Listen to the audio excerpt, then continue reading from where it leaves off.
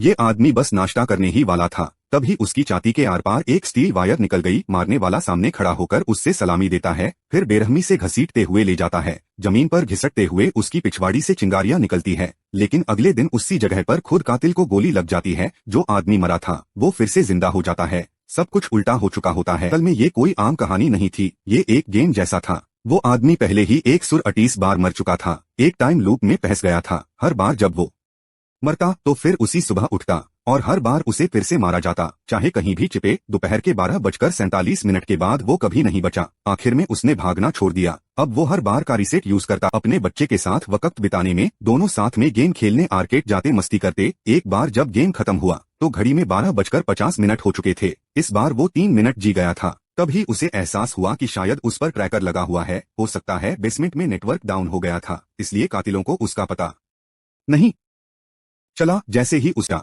बाहर कातिलों की भीड़ लग चुकी थी, उसने फटाफट अपने बच्चे को गले से लगा लिया। बच्चे की आंखों में जो मोहब्बत थी उसे साफ करवाया था। वो बाथरूम भागा, मुंह में शराब डाली और दांत निकालने लगा। एक एक करके सारे दांत उखाड़ता गया। आखिर में ट्रैकर मिल गया। उसने उसी ट्रैकर से जाल बिछाया और एक एक करके सारे कातिलों को खत्म कर दिया। अब उसके अंदर फूल कौन ये थी, वो गाड़ी में था ही नहीं। उसने बम से सबको उड़ाया, पर जो नहीं सोचा था वो हुआ। सिक्योरिटी हेड वही मौजूद था। कोई बात नहीं, अगली कोशिश सही। तीसरी बार उसने उस आदमी को मार डाला जो हूबहू उसी जैसा दिखता था। उसका आईडी लिया और बेस में चुपचाप घुस गया। एलिवेटर तक पहुंचकर कार्ड स्वाइप किया, मगर एक्सेस डिनाय। सोल्जर ने गोली मार दी। चौथी बार उसने पहले ही शूट कर दिया, मगर एलिवेटर खुलते ही सामने दर्जनों बंदूकें तनी हुई थी, इसलिए उसने झट से खुद को शूट कर दिया ताकि दोबारा शुरू हो सके। पांचवी बार फिर सोल्जर को 12। इस बार उसने कैमरा देखा जो एलिवेटर के अंदर था। तभी तो सब पहले से तैयार रहते थे। अब की बार छठी कोशिश उसने सोल्जर की तरह भेस बदला। आखिरकार वो मैनहॉल तक पहुंच ही गए, लेकिन सामने पहले से खड़ी थी तलवार लेकर एक औरत।